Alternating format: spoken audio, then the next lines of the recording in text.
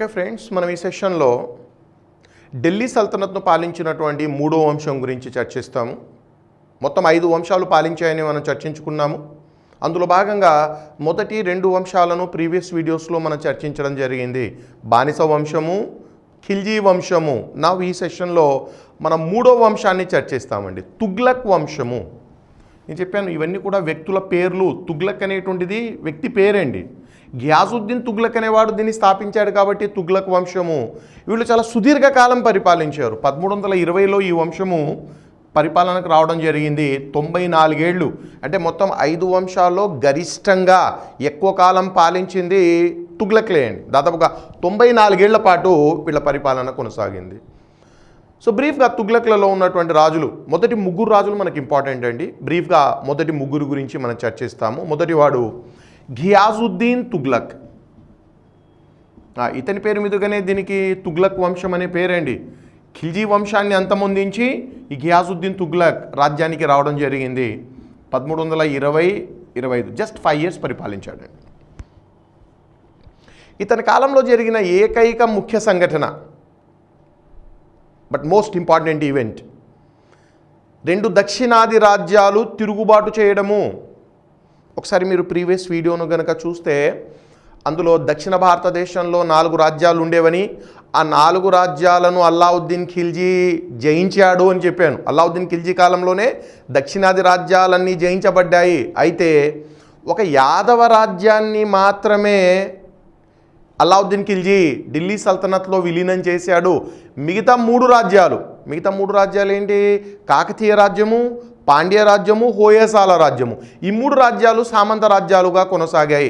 అంటే సంవత్సరానికి కప్పం చెల్లించేటివి. ఒక ఖిల్జీల పాలన అంతమైంది, తుగ్లక్ల పాలన స్టార్ట్ అయింది. ఈ అవకాశాన్ని తీసుకొని ఆ దక్షిణాది 3 రాజ్యాల్లో 2 రాజ్యాలు తిరుగుబాటు చేసేయండి. రెండోది పాండ్య రాజ్యము.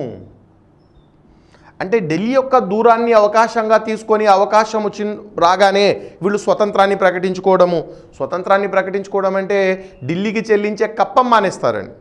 సో ఘియాసుద్దీన్ తుగ్లక్ కాలంలో తెలుగు రాష్ట్రాలను పాలించేటువంటి కాకతీయులు, తమిళనాడు పాలించే పాండ్య రాజ్యము, వీళ్ళు స్వతంత్రాన్ని ప్రకటించుకోవడము. దాంతో ఘియాసుద్దీన్ తుగ్లక్ యువరాజును ఈ దక్షిణాది రాజ్యాలు జయించడానికి పంపించాడు. తన కుమారుడండి, తన కుమారుడి పేరు మహమ్మద్ జౌనా ఖాన్. అంటే మహమ్మద్ అండి, పూర్తిగా మహమ్మద్ అని తీసుకోవాలి. మహమ్మద్ జౌనా ఖాన్ యువరాజు దక్షిణ భారతదేశానికి రావడం జరిగింది. ఈయన పేరు మహమ్మద్ జౌనా ఖాన్ అయినప్పటికీ ఇతను చాలా పాపులర్గా మహమ్మద్ బిన్ తుగ్లక్ అనే పేరుతో సుప్రసిద్ధుడు. బిన్ అంటే సన్ ఆఫ్ అని చెప్పాను ఇంతకుముందే నేను. అంటే బిన్ తుగ్లక్గా చాలా సుప్రసిద్ధుడండి. నెక్స్ట్ తర్వాత అతనే చక్రవర్తి అవుతాడు. తండ్రి తర్వాత ఈ మహమ్మద్ జౌనా ఖానే చక్రవర్తి అయ్యాడు. కానీ జౌనా ఖాన్ అనే పేరు ఎక్కడ ఉండదు, మహమ్మద్ బిన్ తుగ్లక్గా ఇతను సుప్రసిద్ధుడు. కాబట్టి ఇతని పేరు తుగ్లక్ కాదండి, వాడి తండ్రి పేరు తుగ్లక్. ఇతని పేరు మహమ్మద్ జౌనా ఖాన్, మహమ్మద్ బిన్ తుగ్లక్గా ఇతను సుప్రసిద్ధుడు.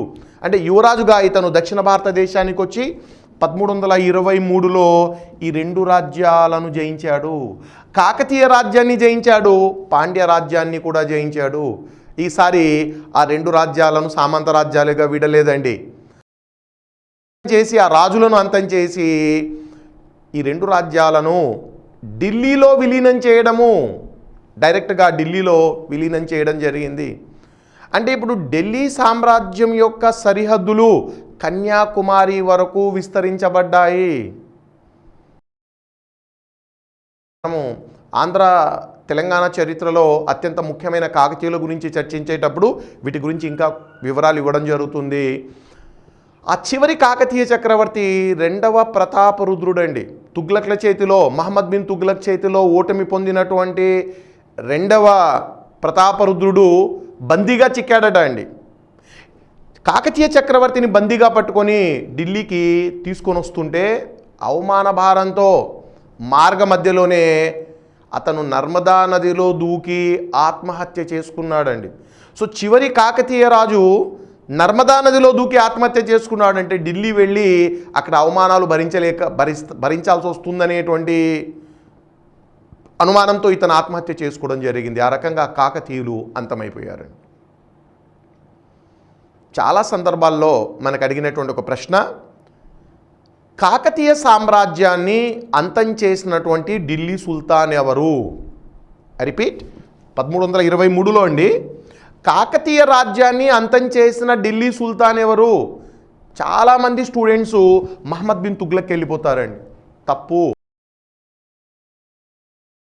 షిహాబుద్దీన్ తుగ్లక్ సుల్తాన్గా ఉన్నప్పుడు కాకతీయ రాజ్యం అంతమైందండి. మేబీ ఆ రాజ్యాన్ని జయించిన వాడు మహమ్మద్ బిన్ తుగ్లక్ కావచ్చు, కానీ అతను ఆ టైంలో సుల్తాన్ కాదు, అతను యువరాజు మాత్రమే. కాబట్టి మీరు కాకతీయ రాజ్యాన్ని ఏ సుల్తాన్ అంతం చేశారంటే మీరు దయచేసి మహమ్మద్ బిన్ తుగ్లక్ వెళ్ళొద్దండి, ఘియాసుద్దీన్ తుగ్లక్ అండి. ఘియాసుద్దీన్ పాలనా కాలం చూడండి 1320 నుంచి 25. కాకతీయ రాజ్యం అంతమైంది 1323లో. ఇది ఘియాసుద్దీన్ తుగ్లక్ సాధించినటువంటి అత్యంత గొప్ప విజయము. 2 దక్షిణాది రాజ్యాలు ఇప్పుడు ఢిల్లీ సల్తనత్లో భాగమయ్యాయి, విలీనమయ్యాయి. ఇక నెక్స్ట్ సుల్తాన్ మనకు మహమ్మద్ బిన్ తుగ్లక్ అండి. మహమ్మద్ బిన్ తుగ్లక్ 1325లో తండ్రి మరణానంతరం రాజ్యానికి వచ్చాడు. 26 ఏళ్ళు పరిపాలించాడండి. 1325 నుంచి 1351 వరకు మహమ్మద్ బిన్ తుగ్లక్ పరిపాలించాడు. మహమ్మద్ బిన్ తుగ్లక్ చరిత్ర తెలుసుకోవడానికి మనకు ఒక 2 పండితులు రచించినటువంటి గ్రంథాలు ఉపయోగపడుతున్నాయండి. 2 గ్రంథాలండి మనకు. ఈయన గురించి సంపూర్ణమైనటువంటి సమాచారం ఇచ్చేటువంటి 2 గ్రంథాలు. ఏంటి ఆ 2 గ్రంథాలు? ఆ గ్రంథాలు ఎవరు రాశారు? మహమ్మద్ బిన్ తుగ్లక్ గురించి సమాచారం ఇచ్చేటువంటి 2 గ్రంథాలండి. అందులో మొదటిది కితాబుల్ రెహ్లా పుస్తకం పేరండి. మీరు రెహ్లా అని గుర్తుపెట్టుకుంటే చాలండి. కితాబుల్ రెహ్లా అరబిక్ భాషలో రాయబడిందండి. ఇది ఇంతకుముందు వీడియోలో నేను చెప్పాను, భారతదేశంలో రాయబడిన ముస్లిం గ్రంథాలన్నీ దాదాపుగా పర్షియన్ భాషనే, కానీ ఇది అరబిక్ అండి. పర్షియన్ భాష కాకుండా వేరే భాషలో ఏదైనా పుస్తకం రాయబడిందంటే 100కు 100% ఆ పుస్తకాన్ని విదేశీయుడు రాసింటాడని అర్థం చేసుకోండి. భారతదేశంలోని పండితులంతా పర్షియన్ భాషలోనే రాశారు. వేరే భాషలో గ్రంథం కనిపిస్తే 100% కాకపోయినా 99% విదేశీయుడిగా భావించండి. కాబట్టి ఈ గ్రంథము అరబిక్ భాషలో రాయబడింది అనగానే ఇమీడియట్గా అతను ఆ రచయిత విదేశీయుడు అయింటాడని మీరు అర్థం చేసుకోవాలి. ఎస్, ఆ గ్రంథాన్ని విదేశీయుడు రాశాడండి. మొరాకో దేశానికి చెందినటువంటి, మొరాకో ఆఫ్రికా దేశం అండి, ఈ మొరాకో దేశానికి చెందినటువంటి ఇబన్ బతూతా ఈ పుస్తకాన్ని రచించాడండి. ఒక గొప్ప మేధావి ఇబన్ బతూతా ఆఫ్రికాలోని మొరాకో దేశస్థుడు. ఇతడు తన ప్రపంచ యాత్రలో భాగంగా వరల్డ్ టూర్ అండి, ప్రపంచాన్ని చుట్టి రావాలనే ఉద్దేశంతో ఇతను మొరాకో నుంచి బయలుదేరాడు. మొరాకోలో టాంజీర్ నగరం అవుతుంది. 25 ఏళ్ళు ఇతను మొత్తం ప్రపంచవ్యాప్తంగా టూర్ చేశాడండి. ఆ ప్రపంచ యాత్రలో భాగంగా ఇతను ఢిల్లీకి చేరుకున్నాడు. అంటే తన వరల్డ్ టూర్లో భాగంగా ఢిల్లీకి వచ్చాడు. మహమ్మద్ బిన్ తుగ్లక్ ఆస్థానాన్ని సందర్శించాడు. ఈ ఇబన్ బతూతా యొక్క ఆ జ్ఞానాన్ని చూసి ఆశ్చర్యపోయాడట మహమ్మద్ బిన్ తుగ్లక్. ఇంత గొప్ప మేధావి, ముఖ్యంగా ఇస్లామిక్ ధర్మశాస్త్రాల్లో అపారమైనటువంటి జ్ఞానం ఉంది అతనికి. మహమ్మద్ బిన్ తుగ్లక్ కోరిక మేరకు ఈ విదేశీ యాత్రికుడు 8 ఏళ్ళు ఢిల్లీలో ఖాజీగా పనిచేశాడు. ఖాజీగా 8 ఏళ్ళు. ఖాజీ అంటే న్యాయమూర్తి అండి, చీఫ్ జస్టిస్, జడ్జ్, ఖాజీ అంటారు. అంటే మహమ్మద్ బిన్ తుగ్లక్ కోరిక మేరకు ఇతను ఢిల్లీలో 8 ఏళ్ల పాటు ఉండి ఖాజీగా పనిచేశాడు. 8 ఏళ్ల తర్వాత మహమ్మద్ బిన్ తుగ్లక్ రాయబారిగా ఇతను చైనాకి వెళ్ళాడు. ఢిల్లీ నుంచి ఇతను చైనా వెళ్ళి అట్నుంచి అటే తన దేశం మొరాకోకి వెళ్ళిపోయాడు. తన ప్రయాణ అనుభవాలన్నీ చాలా అద్భుతంగా అరబిక్ భాషలో కితాబుల్ రెహ్లా అనే పేరుతో రాయడం జరిగింది. ఈ పుస్తకంలో మహమ్మద్ బిన్ తుగ్లక్ గురించి చాలా సమాచారం ఉంది. వండర్ఫుల్ బుక్ అండి. మనకు ఢిల్లీ సుల్తాన్ల గురించి, మహమ్మద్ బిన్ తుగ్లక్ గురించి, ఆ కాలం నాటి ఆర్థిక పరిస్థితులు, సామాజిక పరిస్థితులు తెలుసుకోవాలంటే కితాబుల్ రెహ్లా ఒక చక్కని ఆధారమని చెప్పాలి. సో మహమ్మద్ బిన్ తుగ్లక్ గురించి తెలియజేసే మొదటి గ్రంథము కితాబుల్ రైలా, ఇబ్న్ బతూతా రాశాడు. రెండో గ్రంథము తారీఖే ఫిరోజ్ షాహీ. ఇక్కడ డౌట్ రావచ్చండి, ఈ పుస్తకాలు రాసేటప్పుడు అన్నీ కూడా నేను ఐఫోన్లు పెట్టి ఎందుకు వాడుతున్నానంటే ఆ ముస్లిం టెర్మినాలజీలో అది అవసరం అండి. ఇప్పుడు ఈ ఐఫోన్ల మధ్య ఉన్న పదం ఏదైతే ఉందో ఏ అనే పదం ఉందండి, ఇక్కడ ఉల్ అనే పదం ఉంది. దానికి మీనింగ్ ఉండదు, కేవలం అది కనెక్టింగ్ పదం మాత్రమే. రెండు ఇండిపెండెంట్ రెండు పదాలను ఒక చోట చేరుస్తున్నప్పుడు కనెక్టింగ్ కోసము ఏ, ఉల్ ఇలాంటి పదాలు వాడడం జరుగుతుంది. ఇప్పుడు ఉదాహరణకు తారీఖే ఫిరోజ్ షాహీ. తారీఖ్ అంటే హిస్టరీ అని మీనింగ్ అండి. తారీఖ్ అంటే హిస్టరీ. ఫిరోజ్ షా యొక్క చరిత్ర. మహమ్మద్ బిన్ తుగ్లక్ తర్వాత ఫిరోజ్ షా తుగ్లక్ రాజ్యానికి వచ్చాడండి. ఆ ఫిరోజ్ షా పేరు మీదుగా ఈ పుస్తకం రాయబడింది. అంటే తారీఖ్ అంటే హిస్టరీ, ఫిరోజ్ షా అంటే ఫిరోజ్ షా తుగ్లక్. అది కితాబ్ అంటే బుక్. ఇంతకుముందు మనము అల్ బెరూనీ కితాబుల్ హింద్ అనే పుస్తకం రాశాడు. కితాబ్ అంటే బుక్, ఉల్ అనేది కనెక్టింగ్ వర్డ్, హింద్ అంటే భారతదేశం గురించి ఒక పుస్తకం. కాబట్టి రెండు ఇండిపెండెంట్ పదాలను కలపడానికి ఇలాంటి కనెక్టింగ్ వర్డ్స్ను వాడతాము. ఓకే, ఆ మీనింగ్స్ అవన్నీ కూడా మనకు అక్కర్లేదు అనుకోండి. ఈ పుస్తకాన్ని రచించినటువంటి వాడు, తారీఖే ఫిరోజ్ షాహీ అనే పుస్తకం రచించిన వాడు జియావుద్దీన్ బరానీ.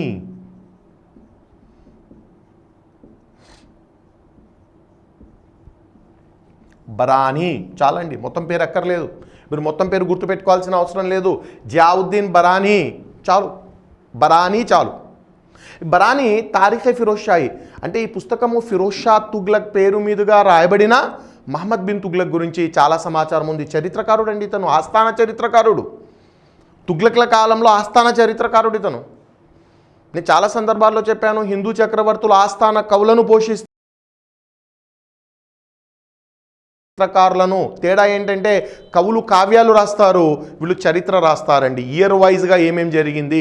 అందుకనే ముస్లిం చరిత్ర తెలుసుకోవడము చాలా ఈజీగా ఉంటుంది, క్లారిటీ ఎక్కువగా ఉంటుంది ముస్లిం చరిత్ర తెలుసుకోవడానికి. కారణం ఏంటంటే ఈ రకమైనటువంటి సమాచారం వీళ్ళు ఇవ్వడం జరిగింది.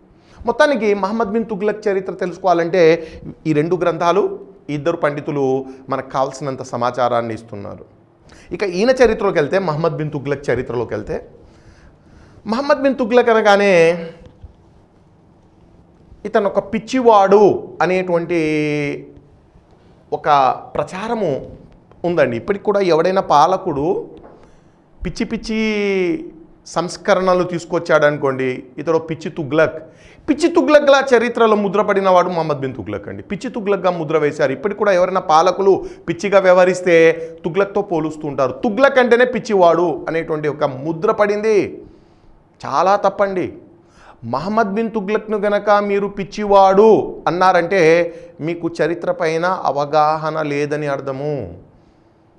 పిచ్చివాడిని మీరు మహమ్మద్ బిన్ తుగ్లక్తో పోల్చకూడదు. ఇప్పుడున్నవాడు పిచ్చివాడు కావచ్చేమో పాలకుడు, కానీ మహమ్మద్ బిన్ తుగ్లక్ మాత్రము పిచ్చివాడు కాదు. మరేంటి అతను గొప్ప మేధావి, అత్యంత గొప్ప మేధస్సు కలిగిన వాడు.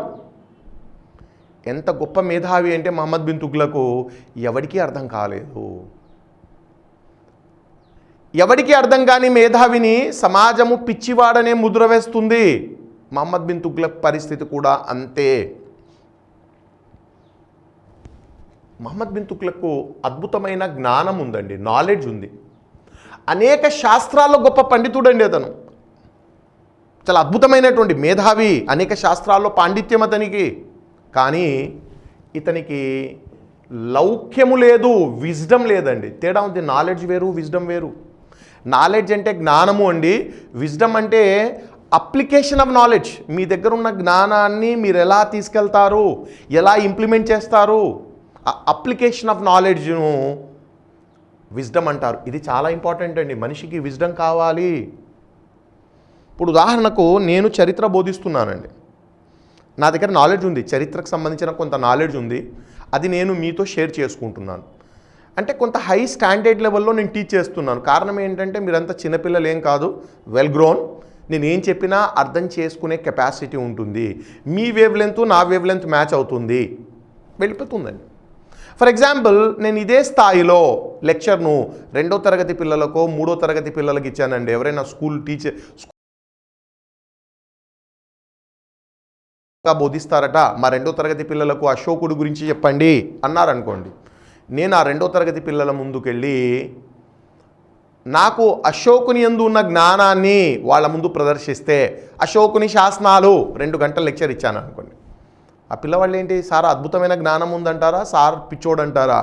ఆ 2వ తరగతి పిల్లలకి అది అర్థం కాదు, పిచ్చివాడు అని ముద్ర వేస్తారు. ఎందుకంటే నేను ఇచ్చే సమాచారము వాళ్ళ తల పైనుంచి వెళ్ళిపోతుందండి, వేవ్లెంత్ మ్యాచ్ కాదు.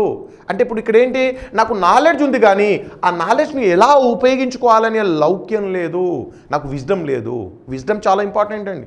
కాబట్టి ఇప్పుడు నేను 2వ తరగతి పిల్లలకు అశోకుడి గురించి చెప్పాలంటే వాళ్ళ స్థాయికి దిగొచ్చి నా వేవ్ లెంత్ వాళ్ళ వేవ్ లెంత్ మ్యాచ్ అయ్యేటట్టు చూడాలి. అశోకుడు గొప్ప చక్రవర్తి, చెట్లను నాటించాడు, రోడ్లను వేశాడు, చెట్లు నీడనిచ్చాయి, ఇలా చెప్పుకుంటూ రావాలి. అంటే ఆ జ్ఞానాన్ని మీరు ఎలా ప్రదర్శిస్తారనేటువంటిది విజ్డమ్ అండి. మహమ్మద్ బిన్ తుగ్లక్ పరిస్థితి ఏంటంటే దాన్ని ఎలా ఉపయోగించుకోవాలో విజ్డమ్ లేదు. అందుకని చరిత్రలో అతను చేపట్టిన సంస్కరణలన్నీ విఫలమై పిచ్చివాడు అనేటువంటి ముద్ర వేయబడినటువంటి చక్రవర్తి. అతని పిచ్చివాడేం కాదు, ఎవరికి అర్థం కాని గొప్ప మేధావి. పాపం ఒక పిచ్చి తుగ్లక్ అనేటువంటి ముద్రతో అతను కొనసాగుతున్నాడండి. ఏంటి ఇతను చేపట్టిన సంస్కరణలు ఏంటి? చాలా అద్భుతమైన సంస్కరణలు అండి అవి. కాకపోతే ఆ కాలానికి సరిపోవు. మహమ్మద్ బిన్ తుగ్లక్ తన కాలం కంటే చాలా ముందున్నవాడు. 20వ శతాబ్దంలో ఉండాల్సిన వ్యక్తి 21వ శతాబ్దంలో ఉండాల్సిన వ్యక్తి 14వ శతాబ్దంలో ఉన్నాడండి. అంటే తన కాలం కంటే కొన్ని శతాబ్దాలు ముందు ఉన్నాడు ఇతను. ఇతని ఆలోచన పరిజ్ఞానం అండి. అందుకని సమాజంలో ఈ సమాజం ఇతన్ని తిరస్కరించింది, అర్థం చేసుకోకుండా పోయిందండి. ఇప్పుడు మనం 21వ శతాబ్దంలో ఉన్న వాళ్ళము 21వ శతాబ్దపు ఆలోచనలతో ఉండాలి. అలా కాకుండా మనం 25వ శతాబ్దపు ఆలోచనలు పెట్టుకున్నామనుకోండి, సమాజంలో పిచ్చివాడనే ముద్ర వేస్తారు మనకు. సో ఇది మహమ్మద్ బిన్ తుగ్లక్లో ఉన్న సమస్య. అందుకని అతను పిచ్చి తుగ్లక్ అయ్యాడు. ఏంటి ఇతను చేపట్టినటువంటి కొన్ని ముఖ్యమైన చాలా ఎక్స్పెరిమెంట్ చేశాడండి ఇతను. అవన్నీ ఫెయిల్ అయ్యాయి. అతని ఎక్స్పెరిమెంట్స్లో ఒక 3 ప్రధాన ఎక్స్పెరిమెంట్స్ను నేను చర్చిస్తానండి. మొట్టమొదటిది, ఇతను రాజధానిని మార్చాడండి. తన రాజ్యానికి రాగానే మొట్టమొదటిగా చేసిన పని ఏంటంటే రాజధాని మార్పు. మీకు తెలుసు రాజధాని ఢిల్లీ అండి. ఢిల్లీ ఇక్కడ ఉందండి. రాజధానిని ఢిల్లీ నుండి ఇక్కడ ఉన్న దేవగిరికి మార్చాడు. దేవగిరి ఒకప్పుడు యాదవులకు రాజధాని అండి. మహారాష్ట్రలో యాదవులకు రాజధాని దేవగిరి. సో రాజధానిని ఢిల్లీ నుండి దేవగిరికి మార్చి ఈ దేవగిరి పేరును మార్చాడండి. హిందూ పేరు ఉంది కాబట్టి దాన్ని మార్చి దౌలతాబాద్ అని పేరు పెట్టాడు. దౌలతాబాద్ అంటే ఆ రోజుల్లో దేవగిరి వ్యాపార వాణిజ్యాల ద్వారా సిరి సంపదలతో తులతూగుతుంది. దౌలత్ అంటే వెల్త్ అండి. ఆ నగరంలో బ్రహ్మాండమైన సిరి సంపదలు ఉన్నాయి. అందుకనే దాని పేరును దౌలతాబాద్గా మార్చాడు. నథింగ్ బట్ యాదవుల రాజధాని. ఒకప్పటి యాదవుల రాజధాని దేవగిరి. సరే, రాజధాని మార్చి ఓ 2 ఏళ్ల పాటు ఉన్నాడండి ఆ రాజధానిలో. మళ్ళీ తిరిగి తన రాజధానిని వెనక్కి తీసుకెళ్ళిపోయాడు. మళ్ళీ ఢిల్లీకి మార్చాడు. ఈవిడ పిచ్చివాడు, కారణం లేకుండా రాజధాని మార్చాడు, మళ్ళీ రాజధానిని ఢిల్లీకి మార్చాడు అనే అపవాదు. కానీ ఇతను రాజధాని మార్చడానికి మళ్ళీ దానిని రద్దు చేయడానికి సహేతుకమైన కారణాలు ఉన్నాయి. చూడండి, తుగ్లక్ల కాలంలో, అతని తండ్రి గారి కాలంలో కన్యాకుమారి కూడా ఢిల్లీలో భాగమైపోయింది. ఇందాక చెప్పాను, ఇతనే యువరాజుగా ఉన్నప్పుడు, మహమ్మద్ బిన్ తుగ్లక్ యువరాజుగా ఉన్నప్పుడు దక్షిణ భారతదేశాన్ని జయించి ఢిల్లీలో విలీనం చేశారు. కాబట్టి ఇప్పుడు ఢిల్లీ సరిహద్దులు కన్యాకుమారిని తాకాయి. నేను ఆల్రెడీ చెప్పాను, రవాణా సమాచార వ్యవస్థ బలహీనంగా ఉన్న ఆ రోజుల్లో ఢిల్లీలో కూర్చొని మీరు దక్షిణ భారతదేశాన్ని పాలించలేరు. అందుకనే అనుకున్నాడండి. ఒకవేళ మీరు సెంట్రల్ లొకేషన్ చూడండి, జాగ్రఫికల్గా దౌలతాబాద్ అనేది సెంటర్లో ఉంటుంది. ఇటు నార్త్ ఇండియాను ఇటు సౌత్ ఇండియాను రెండింటిని సక్రమంగా పాలించవచ్చు అనేటువంటి తన ఆలోచన అండి. వండర్ఫుల్ ఆలోచన అండి. రాజధాని మార్చాడు, ఎవరితో సరిగా చర్చించలేదు. అధికారుల యొక్క ఆమోదము తీసుకోలేదు, హడావిడిగా రాజధాని మార్చాడు. అధికారులందరినీ ఢిల్లీ నుంచి దౌలతాబాద్కు తెచ్చాడని. ఢిల్లీలో విలాసవంతమైన జీవితానికి అలవాటు పడినటువంటి అధికారులు ఈ దౌలతాబాద్లో ఆ వాతావరణం సెట్ కాలేదు, వాళ్ళకు బంగ్లాలు భవంతులు లేవు. టైం పడుతుందండి అవన్నీ రావడానికి. దౌలతాబాద్లో వాళ్ళు అడ్జస్ట్ కాకుండా పోయారు, సహాయ నిరాకరణ చేపట్టారు. మేము దౌలతాబాద్లో ఉండము. అధికారులందరూ ఒక్కసారిగా తిరగబడ్డారండి, సహాయ నిరాకరణ చేశారు. లేకుండా పరిపాలన ఎలా కొనసాగుతుందండి? ఇక చేసేది లేక అధికారుల ఒత్తిడి మేరకు రాజధానిని తిరిగి ఢిల్లీ తీసుకెళ్ళిపోయాడు. అంటే ఇతని ఆలోచన మంచిదండి, ఆ ఆలోచనను ఇంప్లిమెంట్ చేసేటువంటి విధానమే, దానికి కార్యాచరణ రూపం ఇచ్చాడు కదా, అది డిఫెక్టివ్గా ఉంటుంది. మహమ్మద్ బిన్ తుగ్లక్లో ఉన్న ప్రధానమైన సమస్య అదే, తన జ్ఞానాన్ని సరిగా ఇంప్లిమెంట్ చేయలేకపోయాడు. ప్రాబ్లం వచ్చేసి అక్కడ ఇంప్లిమెంటేషన్ లేదు, కానీ ఐడియా మాత్రం చాలా గొప్ప ఐడియా అండి, రాజధానిని మధ్యలో తీసుకురావాలనేటువంటి ఆలోచన. మొత్తానికి అతని ఆ ప్రయోగము, రాజధానిని మార్చాలనే ప్రయోగము విఫలమైంది.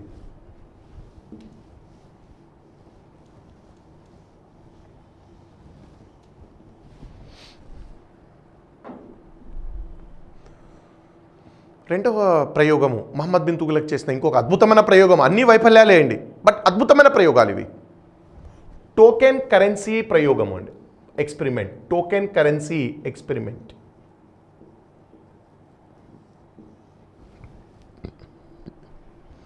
ఏంటి టోకెన్ కరెన్సీ ఎక్స్పెరిమెంట్?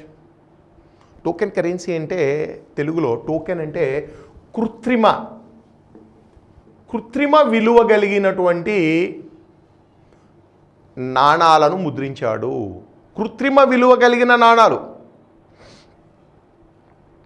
ఈరోజు మనం వాడుతున్న కరెన్సీ టోకెన్ కరెన్సీ అండి. ఇప్పుడు మనం వాడుతుంది 2000 రూపాయలు కాగితం అండి, 2000 రూపాయల కాగితం. అది 2000 రూపాయలు విలువ చేస్తుందా అండి ఆ కాగితము?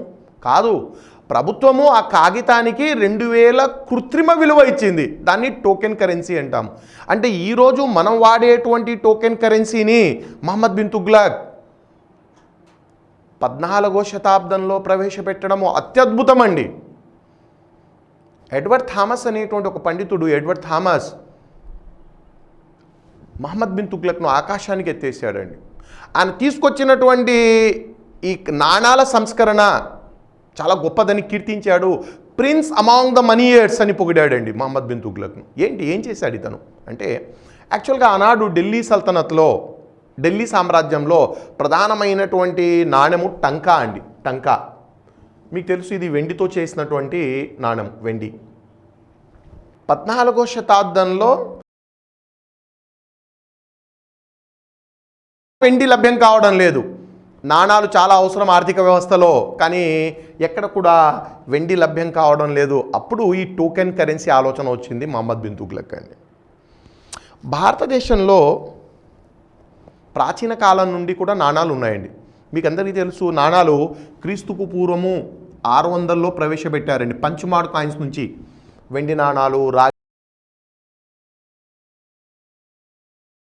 ఒక నాణానికి విలువ ఎలా ఇచ్చేవారు ప్రాచీన కాలంలో? యాక్చువల్ వాల్యూ ఉండేదండి. యాక్చువల్ వాల్యూ అంటే ఆ నాణెం ఏ లోహంతో తయారు చేశారో ఆ లోహానికి ఉన్న విలువను నాణానికి ఇవ్వడం జరిగింది. ఉదాహరణకు బంగారు నాణెం అండి, సముద్రగుప్తుడు కనిపిస్తాడన్న బంగారు నాణెం పైన సముద్రగుప్తుని చూసి దానికి వాల్యూ ఇవ్వరండి. బంగారంతో చేసిన నాణెము, ఆ బంగారం విలువ ఎంత, దీని క్వాంటిటీ ఎంత, 1 గ్రామ్. ఒక గ్రామ్ బంగారు నాణెం అండి, ఇందులో 1 గ్రాము బంగారం ఉపయోగించబడింది. క్వాంటిటీ తర్వాత క్వాలిటీ. ఓకే, 22 క్యారెట్ల 1 గ్రాముతో చేయబడిన నాణెము బయట మార్కెట్లో 22 క్యారెట్ల 1 గ్రాము బంగారు విలువ ఎంతనో ఎగ్జాక్ట్గా ఆ విలువను ఈ నాణానికి ఇచ్చేవారు. సో నాణెం యొక్క విలువను లోహపు విలువ ఆధారంగా నిర్ణయించేవాళ్ళు. ఇంకా సింపుల్గా చెప్పాలంటే లోహపు విలువ నాణెపు విలువకు సమానము. ఫర్ ఎగ్జాంపుల్ ఇది 2 గ్రాములు అనుకోండి, ఈ నాణెం యొక్క విలువ డబల్ అవుతుంది. ఒకవేళ ఈ నాణాన్ని మీరు కరిగించి ముక్కలు ముక్కలుగా చేసి కరిగించి బాల్ చేసినా అదే విలువ వస్తుంది. దీన్ని యాక్చువల్ వాల్యూ అంటాం. సో భారతదేశంలో ఈ యాక్చువల్ వాల్యూ కొనసాగింది. ఇప్పుడు ఇక్కడ చూడండి, టంకా ఢిల్లీ సుల్తాన్ల కాలంలో టంకా వెండితో చేయబడినటువంటి దాని విలువ కూడా యాక్చువల్ వాల్యూ అండి. ఆ వెండి విలువను నాణానికి ఇచ్చారు. ఇప్పుడు వెండి కొరత ఏర్పడింది. 14వ శతాబ్దంలో వెండి దొరకడం లేదు. అధికారులు వచ్చి మహమ్మద్ బిన్ తుగ్లక్తో చెప్పారు, నాణాల అవసరం చాలా ఉందండి, ఆర్థిక లావాదేవీలన్నీ ఆగిపోయాయి, కొరత ఉంది, నాణాలు ముద్రించాలి. ముద్రించండి, వెండి దొరకడం లేదు. విదేశాల నుండి దిగుమతి చేసుకోండి, అది కూడా ప్రయత్నించాము, విదేశాల్లో కూడా ఎక్కడ వెండి లేదు. అప్పుడు తట్టిన ఐడియా అండి, అసలు ఈ టంకా వెండిలోనే ఎందుకు ఉండాలి? ఇతను ఏం చేశాడంటే రాగి టంకాలను ముద్రించాడండి. రాగి టంకాలు ముద్రించి దానికి వెండి యొక్క కృత్రిమ విలువనిచ్చాడు. వెండి యొక్క కృత్రిమ విలువ అంటే మెటల్ ఏమో రాగి అండి, కానీ దానికి విలువ మాత్రము వెండి విలువనిచ్చి తాను గ్యారెంటీ ఇచ్చాడు, ఈ నాణానికి నేను వెండి విలువ ఇస్తున్నాను, రేపు ఎప్పుడైనా ఈ నాణ్యం వెనక్కి తీసుకొస్తే నేను సరిసమానమైన వెండి ఇవ్వగలను. అంటే భారతదేశంలో మొట్టమొదటిసారిగా కృత్రిమ విలువ కలిగిన నాణాలను ప్రవేశపెట్టిన ఘనత మహమ్మద్ బిన్ తుగ్లక్ అండి. ఇతని పిచ్చివాడంటే ఈరోజు మనమంతా పిచ్చివాళ్ళం, ఎందుకంటే మనం వాడుతున్న కరెన్సీ అంతా టోకెన్ కరెన్సీ అండి. ఇప్పుడు ఒక కాగితం అండి, ఇది కాగితం, ఆర్బీఐ దానికి రంగులు వేసి, గులాబీ రంగు వేసి కొన్ని సెక్యూరిటీ మెజర్స్ తీసుకొని 2000 విలువ ఇస్తుంది. అంటే అర్థం ఏంటి? ఈ పేపర్ 2000 రూపాయలు చేస్తుందా? మేబీ ఈ కాగితం చేయడానికి 5 రూపాయలు ఉంటుందండి అంతే. అంటే దీని యాక్చువల్ వాల్యూ ఏమో 5 రూపీస్ ఆ కాగితానికి, కానీ టోకెన్ వాల్యూ దానికి ఇచ్చిన కృత్రిమ విలువ ఎంత? 2000. ఆర్బీఐ గవర్నర్ లిఖితపూర్వక హామీ, I promise to pay the bearer some of 2000. ఈ యొక్క పేపరు ఎవరి చేతిలో ఉంటే వాళ్లకు నేను 2000 రూపాయలు ఇవ్వగలను అని సంతకం చేశాడు. లిఖితపూర్వక హామీ అండి. అంటే ఇది ఇప్పుడు అది మనకు ఒక రకమైన ప్రామిసరీ నోట్, బాండ్ పేపర్ అది. ఈ కాగితం మన చేతిలో ఉన్నంత వరకు ఆర్బీఐ ముక్కు పిండి, guaranteed by government of India. Government of India కాకపోతే న్యాయస్థానానికి వెళ్ళి 2000 తెచ్చుకోవచ్చు. కాబట్టి కాగితం మన జేబులో ఉన్నంత కాలము 2000 మనకు ఢోకా లేదు. అంటే ఆ కాగితాన్ని మనము ప్రామిసరీ నోట్ లాగా పెట్టుకుంటున్నాము. అంటే నిజంగా ఆ కాగితానికి 2000 విలువ ఉందండి. కృత్రిమ విలువ ఎవరిచ్చారు? గవర్నమెంట్ ఇచ్చింది. ఆ పనిని 14వ శతాబ్దంలో మహమ్మద్ బిన్ తుగ్లక్ చేస్తే మీరు పిచ్చివాడంటారా? అదే చెప్పాను, తన కాలం కంటే చాలా ముందున్నాడండి. 21వ శతాబ్దపు ఆలోచనలతో ఉన్న వ్యక్తి 14వ శతాబ్దంలో ఉన్నాడు. రాగి టంకాలు ముద్రించి దానికి కృత్రిమంగా వెండి విలువ ఇచ్చి గ్యారంటీ ఇచ్చాడు. కాకపోతే ఆనాటి ప్రజలకి ఇది అర్థం కాలేదు. ఏంటి తను వెండి రాగి టంకాలు ఇచ్చి వెండి విలువ అంటాడేంటి? ఒప్పుకోము. ప్రజలు తిరస్కరించారు. పైగా దొంగ నాణాలు ముద్రించడం మొదలుపెట్టారు. ప్రతి ఇల్లు ఒక టంకశాలగా మారిందంట. రాగి ఎంత కావాలంటే అంత దొరుకుతుందండి. రాగితో నాణాలు ముద్రించుకోవడము అలాంటివే. ఫోర్జ్డ్ కాయిన్స్, దాన్ని తీసుకెళ్ళి వెండి విలువ తెచ్చుకోవడము. ఇంతకుముందు యాక్చువల్ వాల్యూ ఉన్నప్పుడు నాణాలు ఎవరైనా ముద్రించుకోవచ్చండి, ఎందుకంటే లోహపు విలువ నాణెపు విలువకు సమానం కాబట్టి ఎవరైనా ముద్రించుకోండి. కానీ ఇప్పుడు టోకెన్ కరెన్సీ వచ్చినప్పుడు ప్రభుత్వం తప్ప ఈ కరెన్సీ ఎవరు ముద్రించకూడదు. కానీ మహమ్మద్ బిన్ తుగ్లక్ కాలంలో అందరూ ముద్రించుకోవడం మొదలుపెట్టారు. ఒకవైపు రాజుగారు ఈ టోకెన్ కరెన్సీని మార్కెట్లో రిలీజ్ చేశారు, ఇంకొక వైపు ఈ మెటల్ వర్కర్స్ అందరూ కూడా ముద్రించుకోవడము, తీసుకెళ్ళడం. దాంతో మొత్తం ఆర్థిక వ్యవస్థ కుప్పకూలింది. వన్ ఫైన్ డే ఈ టోకెన్ కరెన్సీని రద్దు చేయడం జరిగింది. సో మహమ్మద్ బిన్ తుగ్లక్ చేసినటువంటి ఇంకొక అద్భుతమైన ప్రయోగము విఫలమైంది. పాయింట్ ఏంటంటే ఇంప్లిమెంటేషన్ ప్రాబ్లమ్స్ అండి. దాన్ని సరైనటువంటి పద్ధతిలో అమలు చేయలేకపోయాడు. అమలులో ఉన్న లోపాలే కానీ ఆ ఐడియా మాత్రం చాలా అద్భుతం అండి.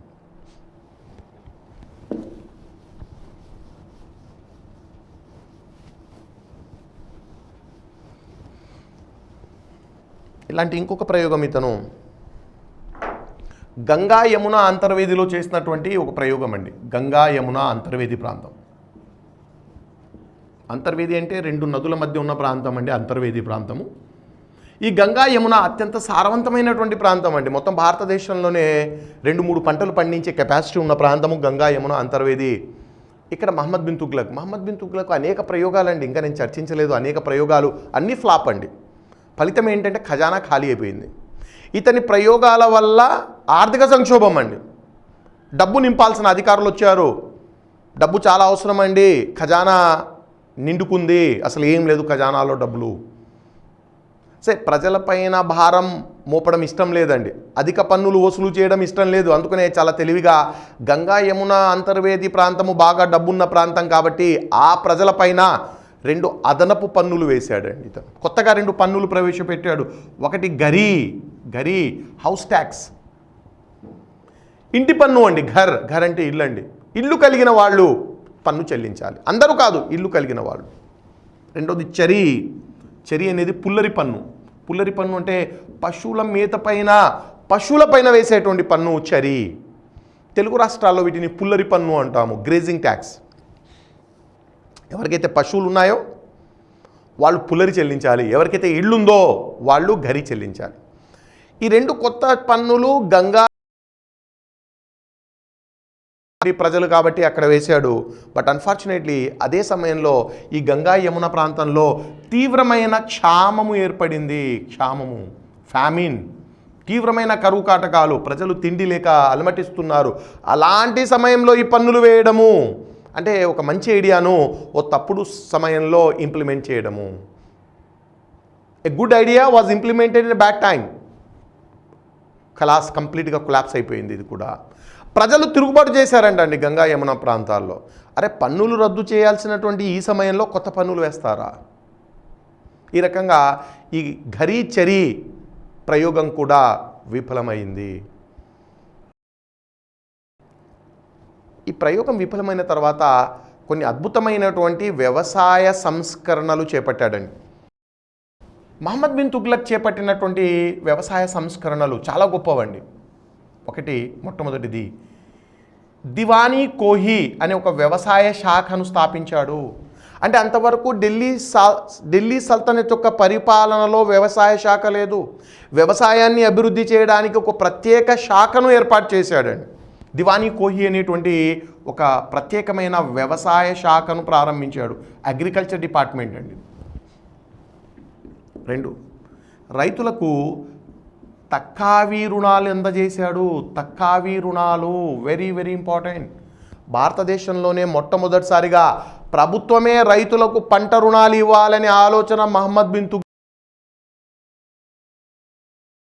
మొదటిసారిగా ప్రభుత్వమే రైతులకు పంట రుణాలు ఇవ్వడము తక్కువ వడ్డీతో. ఈరోజు చూడండి, భారతదేశంలో వ్యవసాయం అంతా పంట రుణాలపైనే ఆధారపడి ఉంటుంది. ఆ పంట రుణాలనే ఆలోచన ఇచ్చింది మహమ్మద్ బిన్ తుగ్లక్ అండి. ఆ పంట రుణాలను తక్కావి అంటాము. లేకపోతే జనరల్గా రైతులు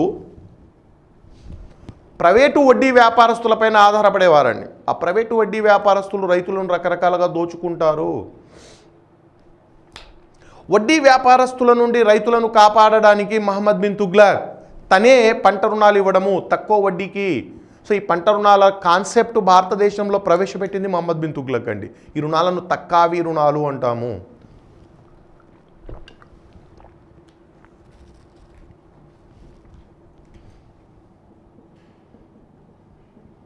నెక్స్ట్ క్షామ నివారణ చట్టాన్ని తీసుకొచ్చాడు. భారతదేశంలో అత్యంత ప్రాచీన కాలం నుండి క్షామాలు ఉన్నాయండి. కరువు కాటకాలు తీవ్రమై క్షామాలు సంభవించి లక్షలాది మంది ప్రజలు తిండి లేక చనిపోయేవారు. గొప్ప గొప్ప చక్రవర్తుల కాలంలో కూడా మౌర్యులు, అశోకుడు, చంద్రగుప్త మౌర్యుడు వాళ్ళ కాలం నుంచి క్షామాలు ఉన్నాయండి. క్షామాలు ఎప్పటి నుంచి ఉన్నా ఒక చట్టాన్ని తీసుకొని వచ్చి వాటిని నివారించాలనే ఆలోచన మహమ్మద్ బిన్ తుగ్లక్దే అండి. అంటే చట్టం తీసుకొని వస్తే క్షామాలు నివారించబడతాయా? కొంతవరకు నియంత్రించవచ్చండి. ఎలాగా? ఈ చట్టం ఏం చెప్తుందంటే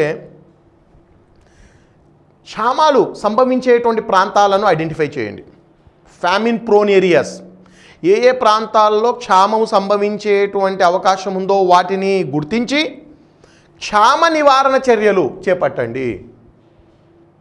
మౌలిక సదుపాయాలు కల్పించండి, చెరువులు తవ్వించండి, కాలువలు తవ్వించండి, నీటిపారుదల సౌకర్యాలు, వ్యవసాయ అభివృద్ధి, లేకపోతే ఆహారాన్ని ఎక్కడ స్టాక్ పెట్టండి. నివారణ చర్యలు. ఒకవేళ నివారణ చర్యలు తీసుకున్న క్షామం వచ్చిందనుకోండి, మీరు సుల్తాన్ ఆర్డర్స్ కోసం వెయిట్ చేయాల్సిన అవసరం లేదు. ఆ చట్టంలోనే పన్నులు రద్దు చేయొచ్చు. ఇంతకుముందు అయితే సుల్తాన్ గారి ఆదేశాలు కావాలి, ఆ ఆదేశాలు వచ్చేసరికి వేలాది మంది చనిపోతారు. ఈ రకంగా ఒక చట్టాన్ని తీసుకొని వచ్చి క్షామాలను నివారించాలనే ఆలోచన మొట్టమొదటిసారిగా మహమ్మద్ బిన్ తుగ్లక్కే తోచిందండి. కాబట్టి ఇతని వ్యవసాయ సంస్కరణలు కూడా చాలా గొప్పగా ఉంటాయి. ఇలాంటి మహామేధావిని ఈనాడు మనము పిచ్చివాడని ముద్ర వేశాము. కాకపోతే ఇతనికి లౌక్య ఆ కెపాసిటీ లేదండి. నాలెడ్జ్ ఉంది కానీ విజ్డమ్ లేదు. సో అందుకని ఇతను ఫెయిల్యూర్ అయ్యాడు. గొప్ప మేధావి ఉండి పరిపాలనలో ఫెయిల్యూర్ అయ్యి పిచ్చివాడిగా చరిత్రలో మిగిలిపోయాడండి. యాక్చువల్గా ఇతని పేరు తుగ్లక్ కాదండి, ఇతని పేరు మొహమ్మద్ జౌనా ఖాన్ సన్ ఆఫ్ తుగ్లక్. గ్యాజుద్దీన్ తుగ్లక్ కుమారుడు ఇతను. రైట్ అండి. మహమ్మద్ బిన్ తుగ్లక్ రెండోవాడు. నెక్స్ట్ మూడోవాడు, అతని తర్వాత వచ్చినవాడు ఫిరోజ్ షా తుగ్లక్.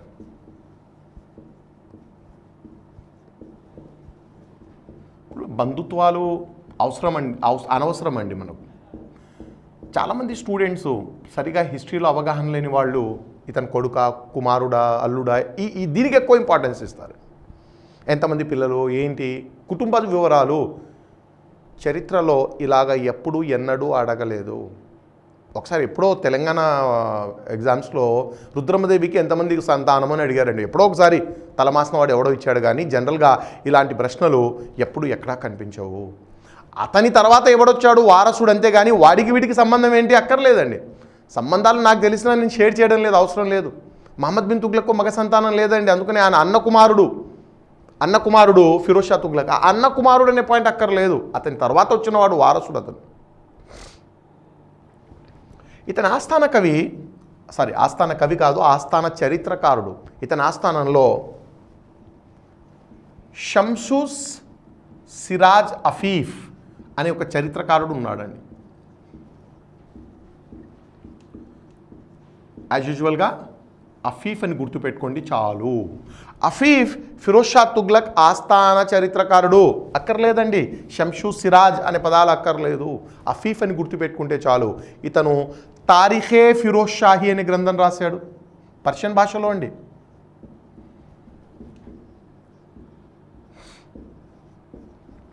తారీఖ్ అంటే ఇందాకే చెప్పాను హిస్టరీ ఏంటి ఆఫ్ ఫిరోజ్ షా తుగ్లక్. ఫిరోజ్ షా తుగ్లక్ యొక్క చరిత్ర అనే మీనింగ్ వస్తుంది.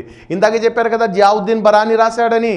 ఎస్, 2 తారీఖే ఫిరోజ్ షాహీలు ఉన్నాయి మనకు. జియావుద్దీన్ బరానీ రాసినటువంటి తారీఖే ఫిరోజ్ షాహీ, బట్ జియావుద్దీన్ బరానీ మహమ్మద్ బిన్ తుగ్లక్ గురించి ఎక్కువ సమాచారం ఇచ్చాడండి. ఇతను మాత్రము అఫీఫ్ మాత్రము ఎక్స్క్లూజివ్గా ఫిరోజ్ షా తుగ్లక్ గురించి రాశాడు. కాబట్టి తారీఖే ఫిరోజ్ షాహీ అనే గ్రంథాలు 2 ఉన్నాయి, 2 పర్షియన్ భాషలో ఉన్నటువంటివే. ఈ ఫిరోజ్ షా తుగ్లక్ గురించి చరిత్రకారుల మధ్య వాదోపవాదాలు, ఇతని క్యారెక్టర్ గురించి, ఇతని నేచర్ గురించి అండి. కొంతమంది ఏమో ఫిరోజ్ షా తుగ్లక్ను ఒక ఆదర్శవంతుడైన చక్రవర్తి అని, మొత్తం ఢిల్లీ సుల్తాన్లలోనే అద్భుతమైన వ్యక్తి అని కీర్తిస్తే, మరికొందరు ఇంత నీచుడు నికృష్టుడు మరొకడు లేడని విమర్శించారు. ఫిరోజ్ షా తుగ్లక్ నాణానికి 2 వైపులా చూస్తే, ఒకవైపు నుంచి చూస్తే ఒక పిక్చర్ కనిపిస్తుంది, అద్భుతమైన పిక్చరు, ఇంకో వైపు నుంచి చూస్తే నీచ నికృష్టుడుగా కనిపిస్తాడు. కాబట్టి రెండింటిని మనం సపరేట్గా చూద్దామండి, పాజిటివ్, నెగటివ్. ఎందుకు కొంతమంది చరిత్రకారులు ఇతని ఆకాశాన్ని ఎత్తేస్తున్నారు, ఇతను అత్యంత గొప్ప చక్రవర్తి అని ఎందుకు అంటున్నారు, ఆ వివరాల్లోకి వెళ్తే, ఎందుకు ఇతను ఆదర్శవంతుడైన చక్రవర్తి అంటే, ప్రధానంగా ఇతడు దాదాపుగా ఒక 25 రకాల పన్నులను రద్దు చేసి షరియా అనుమతించిన 4 పన్నులను మాత్రమే వసూలు చేశాడు. ఇస్లామిక్ ధర్మశాస్త్రం ప్రకారము పరిపాలన జరగాలి. ఇస్లామిక్ ధర్మశాస్త్రాన్ని షరియా అంటాం. షరియా ఏమంటుందంటే, మీ ఇష్టం వచ్చిన పన్నులు విధించడానికి వీల్లేదు. ఒక సుల్తాన్ ప్రజల నుండి ఏ పన్నులు వసూలు చేయాలి, ఎంత వసూలు చేయాలో కూడా షరియా నిర్దేశించిందండి. షరియా ప్రకారము ఒక పాలకుడు 4 పన్నులను మాత్రమే ప్రజల నుంచి వసూలు చేయాలి. కానీ మన సుల్తానులు 25 రకాల పన్నులు వసూలు చేస్తున్నారు. అంటే నేను చెప్పేది ఎవడు కూడా ధర్మశాస్త్రాలను పాటించింది లేదండి. ఏ ముస్లిం చక్రవర్తి కూడా ఇస్లాం ప్రకారం పరిపాలించలేదు. మీరు ఇస్లాం ప్రకారం పరిపాలిస్తే ప్రజల నుంచి 4 పన్నులు మాత్రమే వసూలు చేయాలి. ఆ పని చేసిన ఏకైక చక్రవర్తి ఫిరోజ్ షా తుగ్లకే అండి. ఫిరోజ్ షా తుగ్లక్ షరియా అనుమతి లేని 25 రకాల పన్నులు రద్దు చేశాడండి. అంటే ప్రజలకు ఎంత ఊరట కలిగిందో చెప్పాల్సిన అవసరం లేదు. 4 పన్నులు, షరియా అనుమతించేటువంటి 4 పన్నులు మాత్రమే వసూలు చేశాడు. ఏంటి ఆ 4 పన్నులు? మొదటిది షరియా అనుమతించేటువంటి 4 పన్నులు. మొదటిది ఖరజ్. ఖరజ్ అంటే భూమి శిస్తు. రైతు పండించిన పంటలో కొంత భాగాన్ని తీసుకోవాలి. ప్రాచీన కాలంలో దాన్ని భాగా అన్నారు. ముస్లిం గ్రంథాలు దీన్ని ఖరజ్ అంటారు. భూమి శిస్తు అండి. రైతు చెల్లించేటువంటి పన్నును భూమి శిస్తు అంటాం. ఎంత ఉండాలో కూడా షరియా చెప్తుందండి. 1/10. అంటే రైతు పండించిన పంటలో 1/10 వంతును మాత్రమే పన్నుగా తీసుకోవాలి, ఖరజ్గా తీసుకోవాలి. ఎవడైనా పాటించాడండి? ఏ ముసల్మాన్ అయినా పాటించాడా? నో. భారతదేశాన్ని పాలించిన ముసల్మాన్లందరూ ఎంత భూమి శిస్తు వసూలు చేశారు నార్మల్గా? ఈ బిట్టు మన గ్రూపంలో కూడా అడిగాడండి. జనరల్గా ముస్లిం రాజులందరూ 1/3 వసూలు చేశారండి. మొఘల్స్ కూడా అండి. మొఘల్స్లో కూడా 1/3. అంటే రైతు పండించిన పంటలో 33%. మరి మీ ధర్మశాస్త్రం ఏమో 10% అంటుంది కదా, ఎవడు పట్టించుకోలేదండి. 1/3 ముసల్మాన్లందరూ 1/3 వసూలు చేస్తే అల్లావుద్దీన్ ఖిల్జీ మాత్రము ఇంకొక అడుగు ముందుకేసి 1/2 వసూలు చేశాడు. ఈయన మరీ ఎక్కువ అండి. అల్లావుద్దీన్ ఖిల్జీ ఏకంగా భూమి శిస్తుని 50% పెంచాడు. ఒక అల్లావుద్దీన్ ఖిల్జీ తప్ప మిగతా వాళ్ళందరూ 1/3. 1/3 అంటే 33% అండి. 1/2 అంటే 50% వసూలు చేశారు. అంటే రైతు పండించిన పంటలో 50% లాక్కున్నాడు అల్లావుద్దీన్ ఖిల్జీ. మరి ధర్మశాస్త్రం ఏమో 10% మాత్రమే చెప్తుంది. దాన్ని పాటించిన ఏకైక సుల్తాన్ ఫిరోజ్ షా తుగ్లకే అండి. మీరు ఒకసారి ఇమాజిన్ చేయండి, 50%, 33% మీ నుంచి పన్ను తీసుకుంటున్నారు. ఇప్పుడు ఫిరోజ్ షా తుగ్లక్ షరియాను పాటించి 10%, అంటే మీరు పండించిన పంటలో 10% ప్రభుత్వానికి చెల్లించి 90% మీరు ఇంటికి తీసుకెళ్ళచ్చు. సో ఇది ఫాలో అయినటువంటి ఏకైక చక్రవర్తి అతనే అండి. ఖరజ్ ఒకటి వసూలు చేశాడు, అది కూడా 1/10. రెండో పన్ను షర్బ్. షర్బ్ ఇరిగేషన్ ట్యాక్స్ అండి. ఇరిగేషన్ నీటి పన్ను. అంటే ఏ రైతుకైతే ప్రభుత్వము డ్యామ్ల ద్వారా, కాలువల ద్వారా, చెరువుల ద్వారా నీటి సదుపాయము కల్పిస్తుందో వాళ్ళ నుండి ఇంకొక 1/10 తీసుకోవచ్చు. షర్బ్ అనేది ఇరిగేషన్ ట్యాక్స్. అంటే షర్బు అందరి దగ్గర నుంచి తీసుకోరండి. నీటిపారుదల సౌకర్యాలు ఏ రైతుకైతే మీరు కల్పించారో అతని నుండి 1/1 నీటి పన్ను, ఇరిగేషన్ ట్యాక్స్. అంటే ఇప్పుడు నీరు పారేటువంటి పొలాలు, ఇరిగేటెడ్ ల్యాండ్స్ ఉన్నాయండి, వాళ్ళు 10% ఖర్చు చెల్లించాలి, 10% షర్బు చెల్లించాలి. లేదు మీ డ్రై ల్యాండ్స్ ప్రభుత్వం నుంచి ఆ నీటి సదుపాయం కల్పించబడలేదు, మీరు షర్బు చెల్లించాల్సిన అవసరం లేదు, ఓన్లీ ఖర్చు మాత్రమే చెల్లించాలి. షర్బ్ అనేటువంటిది ఇరిగేషన్ ట్యాక్స్.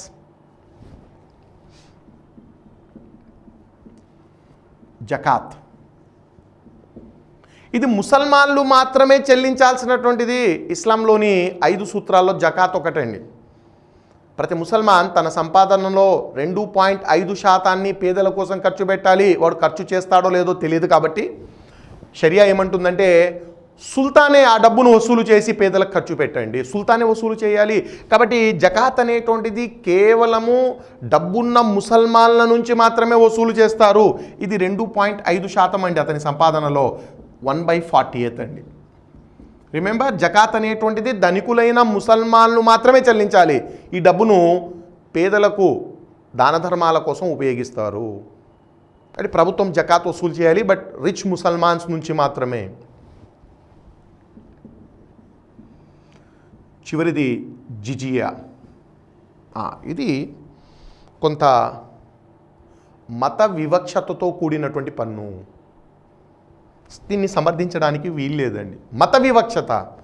షరియా ఏమంటుందంటే ఒక ముస్లిం రాజ్యంలో నివసిస్తున్నటువంటి ముస్లిమేతరులపైన, ముస్లిమేతరుడు ఎవరండి?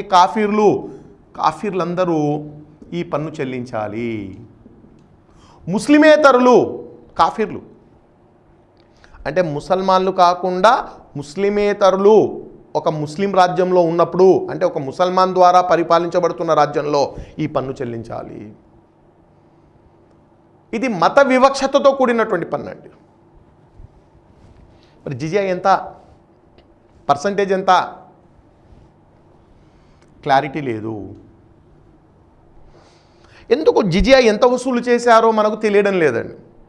యాక్చువల్గా భారతదేశంలో జిజియా పన్నును ప్రవేశపెట్టిన వాడు మహమ్మద్ బిన్ ఖాసిం అండి.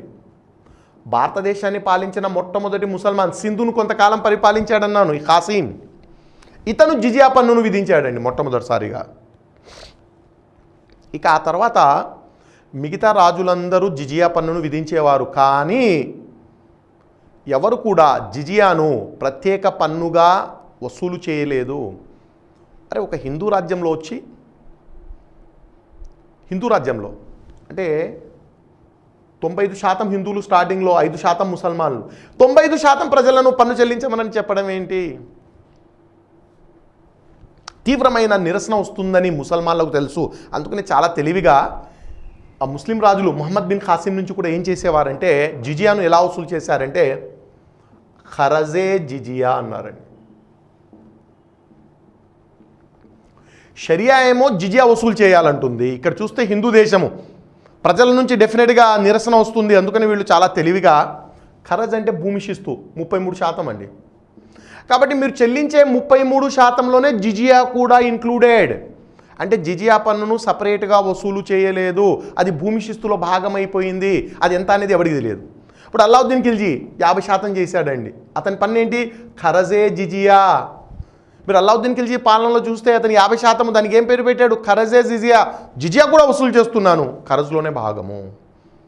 అంటే భారతదేశ చరిత్రలో ఏ సుల్తాన్ కూడా మొదటి నుంచి ఖరజ్ ఈ జిజియాను ప్రత్యేకంగా వసూలు చేయలేదు. అది భూమి శిస్తులో భాగంగా ఉండింది. అయితే ఫిరోజ్ షా తుగ్లక్ విషయానికి వస్తే, ఫిరోజ్ షా తుగ్లక్ మొట్టమొదటిసారిగా జిజియాను ఓ ప్రత్యేక పన్నుగా వసూలు చేశాడు. ఎంత వసూలు చేశాడు? 10% జిజియా కూడా కొంత శాతం వసూలు చేశాడు. కాబట్టి ఇక్కడ బిట్ ఏంటంటే జిజియాను ప్రత్యేక పన్నుగా వసూలు చేసిన మొట్టమొదటి సుల్తాన్ ఎవరు? ఫిరోజ్ షా తుగ్లక్ అని. రెండోది, ఇతను జిజియాను బ్రాహ్మణులపైన కూడా విధించాడు. బ్రాహ్మణులపైన అంటే అర్థం ఏంటి? అంతకుముందు జిజియాను బ్రాహ్మణులపైన విధించలేదు. భారతదేశంలో చాలా ఇంట్రెస్టింగ్ పాయింట్ ఏంటంటే అండి, మహమ్మదీయులు భారతదేశాన్ని జయించి పాలించేటప్పుడు స్థానిక సాంప్రదాయాలకు, సంస్కృతికి గౌరవాన్ని కల్పించారండి. మన నాగరికత ప్రారంభమైన నాటి నుండి మన పురోహిత వర్గమైనటువంటి బ్రాహ్మణులు అనేక రాయితీలు అనుభవిస్తున్నారు. అందులో ఒకటి పన్నుల నుండి మినహాయింపు. బ్రాహ్మణులు ఎన్నడూ ప్రభుత్వానికి పన్నులు చెల్లించలేదండి. వాళ్ళ అగ్రకులంగా వాళ్ళు అనుభవిస్తున్న రాయితీ ఏది? ముసల్మాన్లు కూడా డిస్టర్బ్ చేయలేదండి. మహమ్మదీయ రాజులు బ్రాహ్మణుల నుండి ఏ పన్ను వసూలు చేయలేదు, జిజియా కూడా వసూలు చేయలేదు. ఎప్పటి నుంచి? మహమ్మద్ బిన్ ఖాసిం కాలం నుండి. కాబట్టి బ్రాహ్మణులపైన జిజియా పన్ను విధించిన మొట్టమొదటి రాజు ఎవడంటే ఫిరోజ్ షా తుగ్లక్ అండి. ఇక్కడ 2 బిట్లు అండి జిజియా గురించి. జిజియా ఎంత వదిలేయండి, జిజియా ఎంతో ఎవరికి తెలియదు.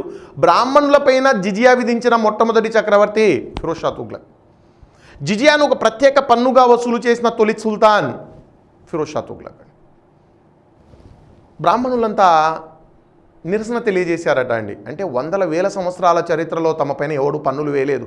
ఏ ముస్లిం చక్రవర్తి కూడా పన్నులు వేయలేదు. ఈయన జిజియా విధించాడు. వీళ్ళందరూ ఒక కూటమిగా ఏర్పడి ఫిరోజ్ షా తుగ్లక్ దగ్గరికి వెళ్ళారట అండి. మేము వందల వేల సంవత్సరాల నుంచి అనుభవిస్తున్న ఈ రాయితీని మీరు రద్దు చేయొద్దండి ప్లీజ్, మా పైన జిజియాను విధించారు, రద్దు చేయండి. ఫిరోజ్ షా తుగ్లక్ అన్నాడట, సారీ కుదరదు. నేనేదో మీ నుంచి మీకు పన్నులు వేసి మీ నుంచి డబ్బు తీసుకోవాలనేటువంటి ఉద్దేశంతో చేయడం లేదు. నేను షరియాను తూచ తప్పకుండా ఫాలో అయ్యేవాడిని. నాకు డబ్బులు అక్కర్లేదు, ధర్మశాస్త్రం ప్రకారం పరిపాలించాలి, కాబట్టి మీరు జిజియా చెల్లించాల్సిందే. షరియాలో ఎక్కడ కూడా పురోహిత వర్గానికి మినహాయింపు లేదు. అంటే ఇంతకుముందున్న రాజులు షరియాను ఉల్లంఘించి మీకు మినహాయింపులు ఇచ్చారు, నేను మాత్రము షరియా ప్రకారం వెళ్తాను, ఖచ్చితంగా మీరు పన్ను చెల్లించాల్సిందే. అప్పుడు ఆ బ్రాహ్మణులు అన్నారట, మేమందరము మూకుమ్మడిగా ఆత్మహత్యలు చేసుకుంటాము, మీ భవనం ముందే మేమంతా కూడా ఆత్మహత్యలు చేసుకుంటాము. ఫిరోజ్ షా తుగ్లక్ అన్నారంట, ప్లీజ్ గో హెడ్, మీరు చనిపోయినా పర్వాలేదు, బట్ బతుకుంటే మాత్రం పన్ను చెల్లించాల్సిందే. అంటే షరియాను అంత స్ట్రిక్ట్గా వసూలు చేశాడట. అంటే ఆ షరియాను స్ట్రిక్ట్గా అమలు చేశాడు తను. సో ఇస్లాం లేదా షరియా అనుమతిస్తున్న 4 పన్నులండి ఇవి. వీటిని తూచా తప్పకుండా పాటించాడు. దీంతో పాటుగా ఇస్లాం ఇస్లాం అంటే ఇక్కడ షరియా అండి, ఇస్లామిక్ ధర్మశాస్త్రాన్ని షరియా అంటాము. ఈ 4 పన్నులతో పాటుగా సుల్తాన్కు ఇంకొక ఆదాయ మార్గం ఉంది, హుమ్స్. హుమ్స్ అంటే యుద్ధంలో జయించబడిన సంపదలో సుల్తాన్ వాటా అండి. యుద్ధంలో మీరు సంపద వస్తుందండి, అందులో సుల్తాన్కు ఒక వాటా ఉంటుంది. ఆ సుల్తాన్ వాటాను హుమ్స్ అంటారు. ఇంతకుముందు ఎగ్జామ్స్లో అడిగారండి, హుమ్స్ అంటే ఏంటి? యుద్ధంలో జయించిన సంపదలో సుల్తాన్ వాటా ఎంత? హుమ్స్ 1/5 మాత్రమే, అంటే 20% మాత్రమే. అంటే యుద్ధంలో ఎంత సంపద వస్తే అందులో 20% సుల్తాన్కు దక్కుతుంది. ఆ సుల్తాన్ వాటాను హుమ్స్ అంటారు. మరి మిగతా 80% అంటే 4/5, 80%. ఈ 80%ని గనీమా అంటారండి. గనీమా ఇది సైనికుల వాటా. అంటే షరియా ఏమంటుందంటే ఒక యుద్ధంలో విజయం రావడానికి సుల్తాన్ కాదండి, సైనికులు కారణము. వాళ్ళు రక్తాన్ని చిందిస్తే ఈ విజయం దక్కింది, కాబట్టి 80% సైనికులకు పంచాలి. ఆ సైనికుల వాటను గనీమా అంటారు. అది 4/5. సుల్తాన్ 20% తీసుకోవాలి, హుమ్స్ అండి. అల్లావుద్దీన్ ఖిల్జీ అసలు షరియాను ఎప్పుడూ పాటించింది లేదండి. అల్లావుద్దీన్ ఖిల్జీ ఏం చేశాడంటే హుమ్స్ 80% చేశాడు, గనీమా 20%. అల్లావుద్దీన్ ఖిల్జీ జయించిన సంపదలు 80% తాను తీసుకునేవాడు, 20% సైనికులకు ఇచ్చేవాడు. ఉలేమా పురోహిత వర్గము గగ్గోలు పెట్టేది, మీరు షరియాకు వ్యతిరేకంగా వెళ్తున్నారు, అల్లావుద్దీన్ ఖిల్జీ షరియాతో నాకు పని లేదన్నాడు. అంటే ఏ ముసల్మాన్ కూడా షరియాను పాటించింది లేదండి. ఒక ఫిరోజ్ షా తుగ్లక్ మాత్రము తూచా తప్పకుండా షరియాను పాటిస్తున్నాడు. సో ఇది అతని ఇన్కమ్ సోర్సెస్ అండి. షరియా ప్రకారమే ఈ ఆదాయ మార్గాలను కలిగి ఉన్నాడు. నెక్స్ట్ ఇతని సంక్షేమ కార్యక్రమాలు చాలా అద్భుతం. సంక్షేమ కార్యక్రమాలు ఒక మాటలో చెప్పాలంటే మధ్యయుగంలో ఇతను సంక్షేమ రాజ్యాన్ని ఏర్పాటు చేశాడు. పేదల సంక్షేమం కోసం ఇతను అనేక కార్యక్రమాలు చేపట్టాడు. ఇతను చేపట్టిన కార్యక్రమాలు ఎంత గొప్పవంటే ఈనాడు మన ప్రభుత్వాలు ఆ కార్యక్రమాలను, ఆ స్కీమ్స్ను కాపీ చేస్తున్నాయి. ఏంటి ఇతని సంక్షేమ కార్యక్రమాలు? ఒకటి దివానీ ఖైరాత్, దివానీ బందేగామి అనే 2 కొత్త శాఖలు ప్రారంభించాడండి. బందా అంటే బానిసలండి. బానిసల సంక్షేమం కోసము ఒక డిపార్ట్మెంటు దివానీ బందేగామి. దివానీ ఖైరాత్ అనేటువంటిది పేదల కోసము, పేదల సంక్షేమము. దివానీ ఖైరాత్ ఏమో పేదల సంక్షేమం కోసము, దివానీ బందేగామి ఏమో బానిసలు అంటే బలహీన వర్గాలండి. ఈరోజు మన సంక్షేమ ప్రభుత్వం అండి మనది. దళితులకు ఒక ప్రత్యేకమైన శాఖ ఉంటుంది, SC welfare, BC welfare, women welfare, minority welfare. బలహీన బడుగు వర్గాలకు ప్రత్యేక శాఖలు ఎలా ఉన్నాయో అలాగా తను సపరేట్గా శాఖలను చేపట్టడం జరిగింది. నెక్స్ట్ ఇంకొకటి వృద్ధులకు పింఛన్లు ఇవ్వడం, ఓల్డ్ ఏజ్ పెన్షన్స్ అండి. ఈనాడు చాలా పాపులర్ వెల్ఫేర్ స్కీమ్ ఈ పింఛన్లు ఇవ్వడము. దాన్ని ప్రవేశపెట్టింది మన దేశంలో ఫిరోజ్ షా తుగ్లకే అండి. వయోవృద్ధులకు జీవనోపాధి కోసము, జీవన ఆధారం కోసము నెల నెల కొంత డబ్బుని ఇవ్వడము, ఆ వృద్ధులకు పింఛన్లు ఇచ్చేటువంటి కార్యక్రమము ఫిరోజ్ షా తుగ్లక్ తీసుకొచ్చాడు.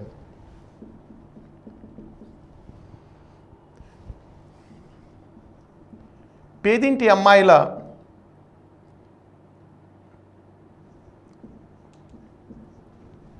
వివాహం కోసము ఆర్థిక సహకారం అందించడము.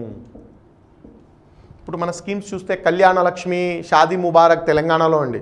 పేదింటి అమ్మాయిల పెళ్లిళ్ళకు గాను కొంత ఆర్థిక సహకారాన్ని 2 తెలుగు రాష్ట్రాల్లో ఈ స్కీమ్ వేరే వేరే పేర్లతో కొనసాగుతుంది. సో పేదింటి అమ్మాయిల వివాహం చేసే బాధ్యత కూడా ప్రభుత్వం తీసుకోవడము, ఆర్థిక సహకారం అందించడము. తక్కావి రుణాలను మాఫీ చేయడము. ఇప్పుడు ఈ స్కీమ్ కూడా ఎంత పాపులర్ అయిందంటే పంట రుణాలు మాఫీ చేయకపోతే ప్రజలు ఓట్లేసే పరిస్థితి లేదండి. కాబట్టి ఏ ప్రభుత్వాలు వచ్చినా జగన్, కేసీఆర్ ఎవరైనా సరే పంట రుణాల మాఫీ. ఫిరోజ్ షా తుగ్లక్ స్కీమ్ అండి అది కూడా.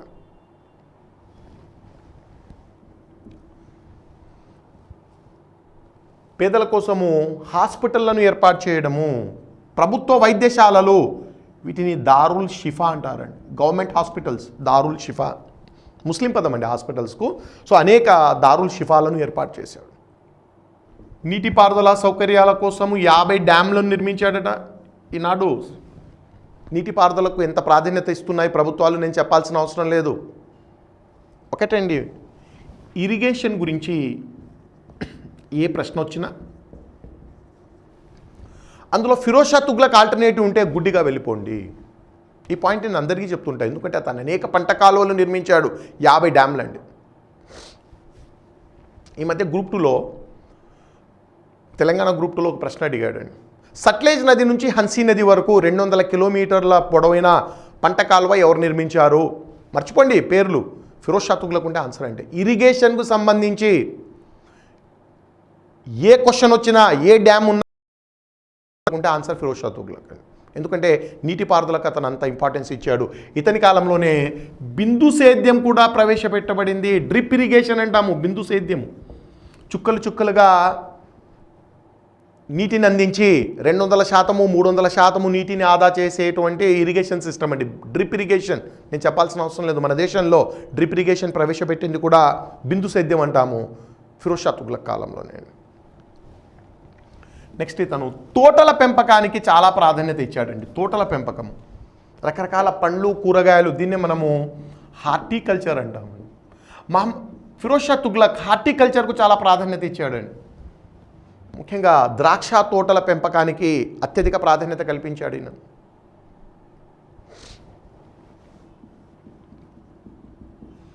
నెక్స్ట్ ఇంకొకటి, భారతదేశంలోనే మొట్టమొదటి స్వీయ చరిత్ర రాసుకున్నాడని. స్వీయ చరిత్ర, స్వీయ చరిత్ర అంటే ఏంటండి? స్వీయ చరిత్ర అంటే ఆటోబయోగ్రఫీ.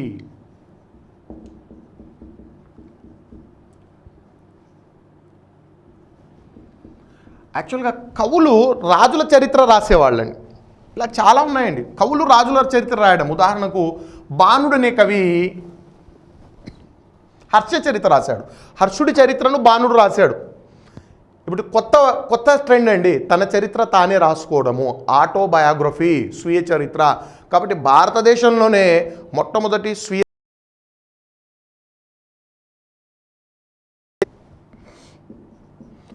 ఫుతూహతి ఫిరోజ్ షాహీ.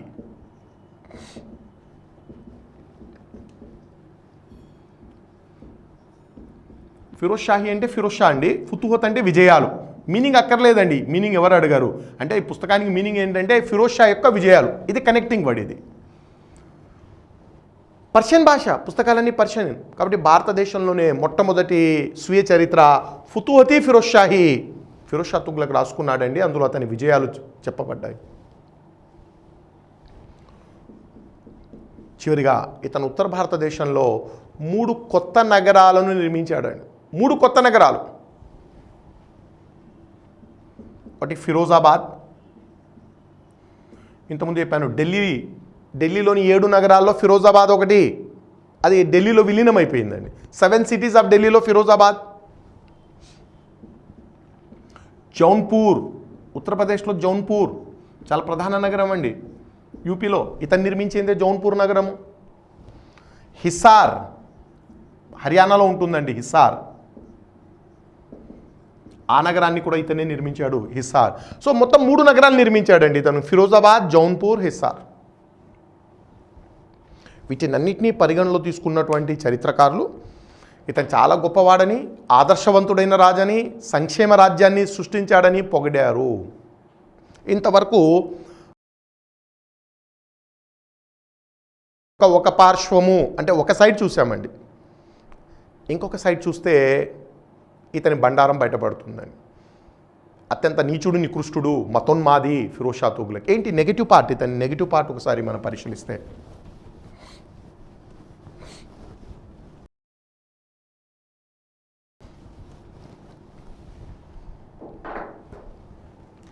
మతోన్మాది అండి ఇతను.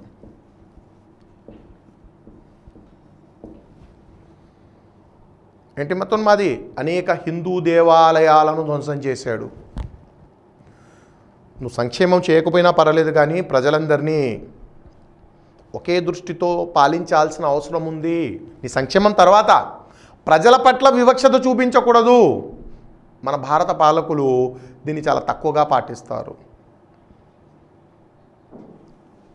అనేక దేవాలయాలు ధ్వంసం చేశాడండి. తను ధ్వంసం చేసిన దేవాలయాల్లో అత్యంత ముఖ్యమైనటువంటిది పూరిలోని జగన్నాథ ఆలయము.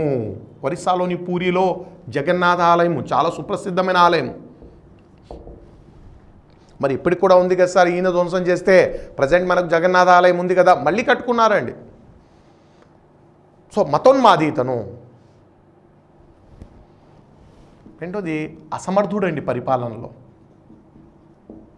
పరిపాలనలో అసమర్థుడు. మోస్ట్ ఇన్కాంపిటెంట్ రూలర్ అండి ఇతను. భ్రష్టు పట్టించాడు పరిపాలనను. అల్లావుద్దీన్ ఖిల్జీ ఇఖ్తా వ్యవస్థను రద్దు చేశాడని చెప్పాను. ఇఖ్తా అనేటువంటిది సుల్తాన్ అధికారానికి గండి కొట్టిందండి. ఇఖ్తా వల్ల ఉద్యోగులు బలవంతులయ్యారు. ఇఖ్తా వ్యవస్థ అంటే ఏంటండి? భూభాగము ఆ అధికారి జీతభత్యాలకు గాను ఇవ్వబడుతుంది. పన్నులు వసూలు చేసుకొని సైన్యాన్ని నిర్వహించి రాజును కూడా శాసిస్తారండి. అలాంటి వ్యవస్థను అల్లావుద్దీన్ ఖిల్జీ రద్దు చేస్తే ఈయన దాన్ని పునరుద్ధరించాడు. పునరుద్ధరించడం అంటే మళ్ళీ దాన్ని ప్రవేశపెట్టడము, పునరుద్ధరణ. అంతేకాదు దీన్ని వంశపారపర్యం చేశాడు. ఇఖ్తాను వంశపారపర్యము అంటే మీ తండ్రి గారు అనుభవించే ఇఖ్తాను అతని తర్వాత మీకు వచ్చేస్తుందండి. అంటే అర్థం ఏంటి? అదే ఉద్యోగము, అదే ఇఖ్తా కుమారుడికి కూడా ఇచ్చేస్తారు. అంటే సైనికుడి కుమారుడు సైనికుడు అవుతాడు, మంత్రి కుమారుడు మంత్రి అవుతాడు. అంటే ప్రతి పదవి వంశపారపర్యం చేశాడు. దాంతో పరిపాలన భ్రష్టు పట్టిందండి. వంశపారపర్యము అనేటువంటి ఆ ప్రివిలేజ్ రాజు మాత్రమే అనుభవించాలి, ఎవరికి ఇవ్వకూడదు. తన యొక్క ప్రివిలేజ్ను అందరికీ ఇచ్చేసాడని. అంటే ఒక సేనాపతి కుమారుడు వాడు పరమ మూర్ఖుడు, నీచుడు, నికృష్టుడు అయింటాడు, అసమర్థుడు అయింటాడు, అయినా సేనాపతి అయిపోతాడండి. అది ఇఖ్తా వ్యవస్థను వంశపారపర్యము ఫలితంగా పరిపాలన భ్రష్టు పట్టించింది. అసమర్థుడైన పాలకుడు అండి ఇతను. ఇంకొకటి, ఇతని కాలంలో ఢిల్లీ సల్తనత్ విచ్ఛిన్నమైంది, డిసింటిగ్రేటెడ్ అండి. ఒక్కొక్క గవర్నర్ తిరుగుబాటు చేస్తూ స్వతంత్ర రాజ్యాలను స్థాపించారు. ఢిల్లీ సల్తనత్ ముక్కలైందండి ఫిరోజ్ షా తుగ్లక్ కాలంలో. బెంగాల్, జౌన్పూర్, ఖాందేశ్, గుజరాత్, మాల్వా మొదలైన రాష్ట్రాలన్నీ తిరుగుబాటు చేసి స్వతంత్ర రాజ్యాలైపోయాయి. ఈయనేమో ప్రేక్షక పాత్ర అండి. ఒక్కొక్క గవర్నర్ తిరుగుబాటు చేస్తున్నాడు. బెంగాల్, జౌన్పూర్, ఖాందేశ్, గుజరాత్, మాల్వా ఇవన్నీ స్వతంత్ర రాజ్యాలు అయ్యాయి. ఢిల్లీ సల్తనత్ తర్వాత మన నెక్స్ట్ చాప్టరు ప్రాంతీయ రాజ్యాలు. ఆ ప్రాంతీయ రాజ్యాల్లో వీళ్ళ గురించి మనం చర్చిస్తామండి. వీటిని ప్రాంతీయ రాజ్యాలని దానికి ఇతనే కారకుడండి. సో ఇది ఇతనిలో ఉన్న లోపాలు. రైట్ అండి. ఫిరోజ్ షా తుగ్లక్ తర్వాత చాలా బలహీనమైన రాజులు వచ్చారు తుగ్లక్ వంశంలో, మనకు అక్కర్లేదు. నేను చివరి తుగ్లక్ చక్రవర్తి గురించి మాట్లాడతానండి. చివరి తుగ్లక్ నాసిరుద్దీన్ మహమ్మద్ తుగ్లక్, చివరివాడు. ఎందుకంటే ఇతని కాలంలో ఒక ముఖ్య సంఘటన జరిగింది, అందుకని ఇతను ఇంపార్టెంట్ అండి. ఇతను 20 ఏళ్ళు పాలించాడు. ఏంటి ఇతని కాలంలో, నాసిరుద్దీన్ మహమ్మద్ తుగ్లక్ కాలంలో జరిగిన సంఘటన ఏంటంటే, సమర్ఖండ్ను పాలించేటువంటి సమర్ఖండ్ మధ్య ఆసియాలో ఉంటుందండి, గొప్ప నగరము. దీన్ని పాలించేటువంటి తైమూర్ 1398లో భారతదేశంపై దండెత్తి వచ్చాడు సంపదను దోచుకోవడానికండి. అపార సంపద దోచుకొని పోయాడండి. కాబట్టి ఇక్కడ క్వశ్చన్ ఏంటంటే, తైమూర్ ఏ సుల్తాన్ కాలంలో ఢిల్లీ పైన దండయాత్ర చేశాడు? నాసరుద్దీన్ మొహమ్మద్ తుగ్లక్. అతను ఆపలేకపోయాడండి. అపార సంపదను దోచుకొని తైమూర్ వెళ్ళిపోయాడు. ఈ తైమూర్ గురించి నేను రాబోయే క్లాసెస్లో చెప్తాను. ఎందుకంటే మొఘల్ వంశం మూల పురుషుడు ఇతనే అండి. మొఘల్ సామ్రాజ్యానికి మూల పురుషుడు తైమూర్. తైమూర్ మనవడే బాబర్ భారతదేశానికి వచ్చి మొఘల్ సామ్రాజ్యాన్ని స్థాపించాడు. కాబట్టి ఆ మొఘల్ వంశం యొక్క మూల పురుషుడు తైమూర్ అండి. సమర్ఖండ్ పాలకుడు అతను. ఇతని గురించి మొఘల్స్ దగ్గర నేను మొఘల్ హిస్టరీ స్టార్ట్ చేసేదే తైమూర్ నుంచి స్టార్ట్ చేస్తానండి. బట్ ఇక్కడ గుర్తుపెట్టుకోండి, తుగ్లక్ల చివరి కాలంలో ఇతను భారతదేశంపై దండెత్తి దోచుకొని పోయాడండి భారతదేశాన్ని. రైట్. మహమ్మద్ తుగ్లక్ చనిపోయిన తర్వాత, న్యాచురల్ డెత్ అండి ఇతనిది. ఇతను చనిపోయిన తర్వాత సయ్యద్ ఖిజిర్ ఖాన్ అనేవాడు అధికారాన్ని హస్తగతం చేసుకున్నాడండి. ఒక ఆఫీసర్ ఇతను సయ్యద్ ఖిజిర్ ఖాన్ అధికారాన్ని హస్తగతం చేసుకున్నాడు. దాంతో తుగ్లక్ వంశం అంతమై సయ్యద్ వంశము రాజ్యాన్ని పాలనకు రావడం జరిగింది. అక్కర్లేదండి, సయ్యద్లు లోడీలు అక్కర్లేదు, జస్ట్ పాసింగ్ రెఫరెన్సే. తుగ్లక్ల పాలన అంతమైంది. సయ్యద్, ఎందుకంటే సయ్యద్ ఖిజిర్ ఖాన్ అనేవాడు ఈ సింహాసనాన్ని అధిష్ఠించాడు. ఈ వంశంలో 4 రాజులు అండి. మొదటివాడు సయ్యద్ ఖిజిర్ ఖానే, 4వవాడు అల్లావుద్దీన్ ఆలం షా. అక్కర్లేదండి వీళ్ళ పేర్లు, అందుకనే నేను జస్ట్ పాసింగ్ రెఫరెన్స్ మాత్రమే, అక్కర్లేదు. చివరివాడు 4వవాడండి. సయ్యద్ వంశంలో చివరివాడు అల్లావుద్దీన్ ఆలం షా. ఇతని సేనాపతి బహలాల్ లోడీ. ఇతను చంపేసి అధికారాన్ని హస్తగతం చేసుకున్నాడు. ఆ 4వవాడిని అంతం చేసి బహలాల్ లోడీ. దాంతో ఏం జరిగింది? సయ్యద్ వంశం అంతమై లోడీ వంశం రాజ్యానికి రావడం జరిగింది. వీళ్ళ గురించి అక్కర్లేదండి, ఊరికే జస్ట్ పాసింగ్ రెఫరెన్సే. లోడీలు కూడా ఇంపార్టెంట్ కాదు. మనకు లోడీ వంశంలో 3 ఉన్నారండి. ఒకడు బహలాల్ లోడీ, రెండవవాడు సికందర్ లోడీ. ఒకసారి మనకు ఏపీపీఎస్సీ పరీక్షల్లో ఈ సికందర్ లోడీ పైన ప్రశ్న అడిగారండి. 1506లో ఈ పాయింట్ ఏంటి అడిగింది. ఇతను ఆగ్రా నగరాన్ని నిర్మించాడు. The builder of Agra. Agra నగరాన్ని నిర్మించి రాజధానిని ఢిల్లీ నుండి ఆగ్రాకు మార్చాడండి. ఇప్పుడు ఢిల్లీ సుల్తానుల రాజధాని ఆగ్రా అయిందండి. ఆ ఆగ్రా నగరాన్ని ఇతను నిర్మించి రాజధానిని ఆగ్రాకు మార్చడం. చివరివాడు ఇబ్రాహీం లోడీ. 1526లో బాబర్ భారతదేశంపై దండెత్తి వచ్చాడండి. బాబర్ ఇందాక చెప్పిన తైమూర్ యొక్క మునిమనవాడండి ఇతను. మధ్యాసియా నుంచి వచ్చాడు. ఎవడి బాబర్, ఎందుకు వచ్చాడు, ఏంటి, చాలా వివరంగా నేను మొఘల్స్ దగ్గర చర్చిస్తాను. ఇక జస్ట్ మధ్యాసియా నుంచి బాబర్ అనేవాడు దండెత్తి వచ్చాడు. మొదటి పానిపట్టు యుద్ధంలో, పానిపట్ అనే ఊర్లో యుద్ధం జరిగింది. దీన్ని మనం మొదటి పానిపట్టు యుద్ధము. ఈ యుద్ధాల గురించి మళ్ళీ చర్చిస్తానండి నేను. మొదటి పానిపట్ యుద్ధంలో ఇబ్రాహీం లోడీని చంపేసి మొఘల్ సామ్రాజ్యాన్ని స్థాపించాడు. సో బాబర్ మొదటి పానిపట్టు యుద్ధంలో ఇబ్రాహీం లోడీని చంపేయడంతో ఢిల్లీ సల్తనత్ అంతమై మొఘల్ సల్తనత్ 1526లో స్థాపించబడింది. ఈ వివరాలు నేను మొఘల్స్ దగ్గర ఇస్తాను. రిమెంబర్, అప్పటికే రాజధాని ఆగ్రా అండి, ఢిల్లీ కాదు. కాబట్టి మొఘల్స్ కూడా పాలించింది ఆగ్రా నుండే. మొఘల్స్కు రాజధాని ఢిల్లీ కాదు, మొఘల్స్కు ఆగ్రానే. ఎందుకంటే లోడీల కాలం నుండి ఆగ్రా రాజధాని అయింది. కాబట్టి మొఘల్ చక్రవర్తులు కూడా ఆగ్రా నుంచే పరిపాలించారు. రైట్ ఫ్రెండ్స్, ఇది ఢిల్లీ సుల్తాన్లకు సంబంధించినటువంటి క్లుప్తంగా చరిత్ర అండి. 5 వంశాలు. ఆ 5 వంశాలకు చెందిన ముఖ్యమైన సుల్తాన్ల గురించి మనం చర్చించడం జరిగింది.